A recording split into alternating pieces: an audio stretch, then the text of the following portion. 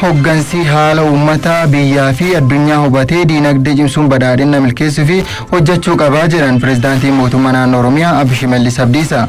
Qorannoon raawwii hojii kurmaan lammeessoo bara 2016 manneen hojii mootummaa naannoo Oromiyaa guyyaa 3 fi magaalaa Finfinnee qoratamee ture xumuramee jira. Qorannoo hojii kanarratti dhimmoota kurmaan itti aanutti xiyyeeffannoo argachuu qabus ka'ee jira. Roobiyaa Birraa gabaasa dabalataa qindeessitee jirti.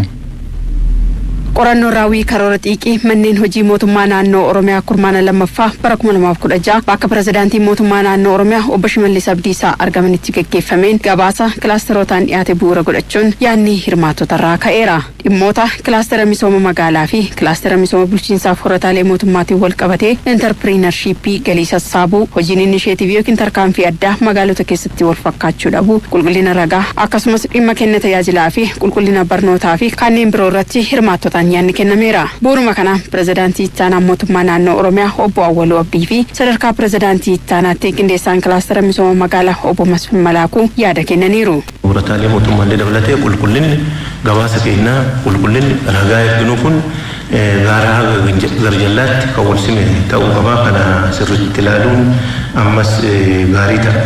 Lafa baay'inaan qotuu irratti baay'ee gaarii haa ta'uti garuu oomishaaf oomishtummaa par hektaar dabaluu irratti dhimma ammallee xiyyeeffannaa irratti kennamee hojjetamuu qabudha. Gama hawaasummaatiin barnoota irratti mootummaan hojii baay'ee hojjechaa jira. Dhugaa dubbachuuf investimentii guddaa bajeta mootummaa keessaa more than 50% gara barnootaa ce'aa jira. Hirmaannaa hawaasaatiin humna olootiin hojiin guddaan hojjennu yoo jiraate tokko barnoota irratti ammas daree ijaaruu, mana barnootaa ijaaruu, mana jireenya barsiisaa ijaaruu, nyaata barataa dabalatee kan biroos dabalatee hawaasnis gama isaatiin barnootaaf aarsaa kaffalaa jiru guddaa. Garuu sadarkaa sanitti ammas wanti kanas jijjiiruu keessattuu qulqullina barnootaa wal qabatee qabxii barataatiin wal qabatee jijjiiruu irratti gama mootummaatiin bu'uuraan rakkoo kana yeroo dheeraa, yeroo jiddugaleessaa fi yeroo gabaabaa hiikuuf gumii tiraansfoormeeshinii barnootaa dabalatee wanti hojjetamaa jiru baay'ee guddaadha. Biiroo carraa hojii uumuu keessatti almost deeskiidhaan interprenershippii interpreneroota haala gochuudhaaf leenjisuudhaaf kan dandeessu jechuudha. Of course functional gochuu fi bu'aadhaan madaaluun ammas barbaachisaa ta'us jechuudha. Isa qofatu hin ta'in leenjii jalqabamee jira. Beezikaalii leenjii jalqabnee jirra. Giddugala interprenerootaas dhaabnee jira kolleejota keessatti. Ogummaa wajjin yeroo baay'ee akkuma beektan kolleejota adda addaa keessatti leenjisaa jirra. Garuu bifa addaatiin waggaa darbee kan hooggantoota seektaraa sanaa ta'uu wajjin kan jalqabuudhaaf yaalii goonee ogummaa adda baasnee maarket dimaandii qaban 11 qofa adda baasnee ogummaan 11 kun maarket dimaandii kan qabu kanarratti iizilii dargaggoota leenjisnee yeroo jirtu gashuudhaaf jalqabbiin jiru gaariidha. Karoorri xiiqii bara 2016 qophaa'e haala addaan ta'uu pirezidaantiin mootummaa naannoo Oromiyaa Obbo Shimallis Abdiisaa eeruun kanaanis milkaa'inni damee hedduu irratti argamuusaa dubbataniiru. Haa ta'uutii karoorri xiiqii qulqullina ariitii baay'inaa fi kalaqaan hojjechuu bu'uureffatee qophaa'e galmaan ga'u irratti ammas kanaafuu ta'uu dubbatu. Joottan jaan darbee karoorri dhugaadha gadi bu'eera. Galmoonni ixataan kaa'amaniiru. Hojiiwwan jajjabeessaan hojjetamaniiru. Garuu waan inni keessaa jennee qabanne faana wal bira qabneeruudhaan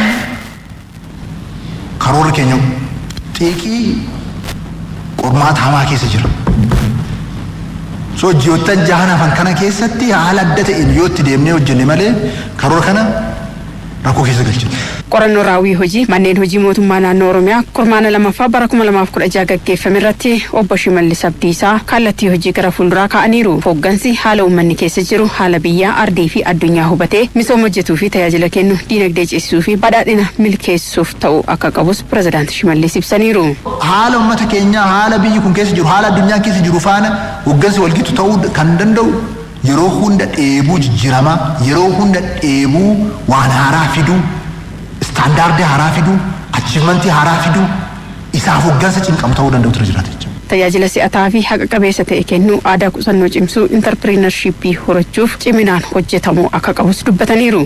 Tarkaanfilee addaa amma fudhachaa jiru kanaan, oomishtummaa dabalu kanaan, jireenya fooyyessinu kanaan jabaannee yoo qusannaa irratti rakkoo jiru hiikneen aadaa qusannaa jijjiirree qusannaa yoo milkeessine waan sustainable ta'e lafa kaa'uu dandeenya jechuudha.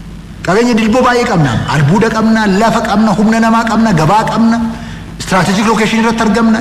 Garuu qabeenya qabatamaatti jijjiiramuu hin dandeenye. Interpreneroota waan hin qabneef. Hanqinni gabaa keessa jiru, market failure jiru, kun hundumtuu kan suphamu, kan fayyu, kan carraatti jijjiiramu interprenerootaan. Lammaffaan diinagdee multiply ta'an jiru. Interpreneroonni waan hin jirreef diinagdeen keenya dachaa 2-3 baay'achaa jiru. Itti dabaluunis alseerummaa to'achuu, sassaabbii galii cimsuu akkasumas oomishaaf oomishtummaa dabaluu, diinagdee cimsuu, humna walootti fayyadamuunii fi kuufama albuudaa irratti kurmaanatti aanutti xiyyeeffannaan hojjetamu akka qabus pirezidaanti Shimallis kallattii kaa'aniiru.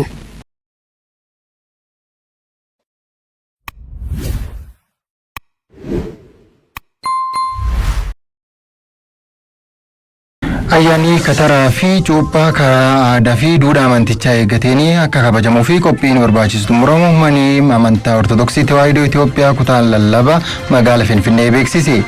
Ayyaanichi hurufa boombii yookaan jaanmeedaa fi iddoowwan kabaja ayyaanichaaf qophaa'an 78 irratti kan kabajamu akka ta'ellee hiramee jira. Girmaa Hundee gabaasa dabalataa qaba.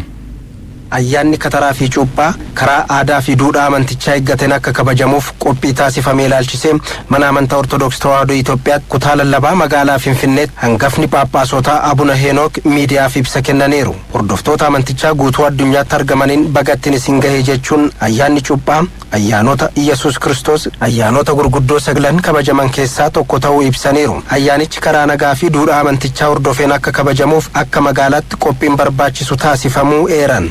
መዲናችን አዲስ አበባ ከተማ የቅዱስ ሲኖዶስ ርዕሰ መንበርና አያኒ ጩጳ በካ ፓትርያርኪ መናመንታ ክርስቲያና ኦርቶዶክስ ተዋሕዶ ኢትዮጵያ አባ ማቲያስ አርገመኒቲ ጃልሜዳ ቲ ሀልሃወታቴን ከንከበጀም አክመ ጅሩቲ አክወሊ ገላቲ መጋሊቻ ኬሰቲ ኢዶወን ቆጳን 78 irratti ከንከበጀሙ ታ አያኒ ከራነጋፊ ዱዳይሳ ኤገቴን አከ ከበጀሙፍስ ኩታሌ መጋላ ሁንደረቲ ኮሬ ሁንዴሱን qophiin barbaachisu taasifameera. Kutaa lallabaa magaalichaattis ayyaanichi karaa nagaatiin akka kabajamuuf qaamolee nageenyaa mootummaa dhimmi ilaallatu waliin marii adda addaa gaggeessuun waliigaltee irra ga'amuun qophiin taasifameera. Nageenya ayyaanichaatiifis hordoftoonni amantichaa gahee irraa eegamu bahuu akka qabanii fi haala ulfina biyyaa madaaluun kabajuun akka barbaachisu dubbatan. ሰላም የጌታ ድንቅ ስጦታ እንደሆነና ደግሞም Nageenyi kenna addaa gooftaa akka ta'ee fi eenyumtuu nageenya keenya akka nu jala hin fudhanneef dhimma jabeessinee eeggachuu qabnudha. Nageenyi yoo jiraachuu baate haalli ayyaana kabajuus ta'ee haalli hojjetanii jiraachuun itti hin danda'amne akka uumamu tilmaamuu qofaa osoo hin taane waggoota muraasa dura qabatamaatti argineerra. Mana amantaa Ortodoksii Tawaahidoo nageenya eegsisuun nageenyaaf waardiyaa dhaabbachuun ni beekamti. Nageenya waaqaan bu'uureffamee fi arjoomame kana eeguu fi eegsisuun dirqama hordoftoota amantichaa hundaati. Kanaafuu ayyaanicha naamusa kiristiyaanumaatiin karaa nagaatiin kabajuutu barbaachisa. Ayyaanichi wayita kabajamu sirna mana amantichaa karaa giddu galeessa taasifateen ta'uu akka qabu, imalli gara iddoo cuuphaatti taasifamus karaa naamusaa fi naga qabeessa ta'een naamusa gaarii mul'isuun ta'uu akka qabus dubbatan. Tajaajiloonni saganticha irratti kennamanis sirna mana amantichaa kan hordofan ta'uu akka qabanis Abuna Heenook dubbataniiru. ይህንን በዓል በመናከብርበት ወቅት ጌታችን galtee barbaachisu dhiyeessuutiin ala ixaana uluunis ta'e sirna cuuphaa irratti sirna tsabala facaasuu karaa abbootii amantichaatiin qofa ta'utu irra jiraata. Yeroo hedduu irra deddeebiin kan mul'achaa jiru iddoowwan isaan hin madaalletti taabonni akka boqotan gochuun sirrii akka hin taanee fi kunis sirrachuu fi seeraaf sirnaan raawwatamuu qaba. Ayyaanichi wayita kabajamu rakkattoota gargaaruun ta'uu akka qabus dhaaman. በዓለ ጥምቀትን ስናከብር በፍጹም ወንድማዊ ፍቅር የተራቡትን በማብላት ayyaana cuuphaa wayita kabajnu miira obbolummaan namoota beela'an nyaachisuun kan dheebotan obaasuu fi kan daaran daara baasuun akkasumas sababa garaagaraatiin qe'ee isaaniirraa kan buqqa'an gargaaruun naamusa gooftaa Iyesuus Kiristoos nu dhaalchiseen bu'uureffachuu ta'uu qaba. Ayyaanicha irratti alaabaa biyyattii fi mana amantichaatiin ala alaabaa fi mallattoo kamuu qabatanii ba'uun sirrii akka hin taane ibsaniiru.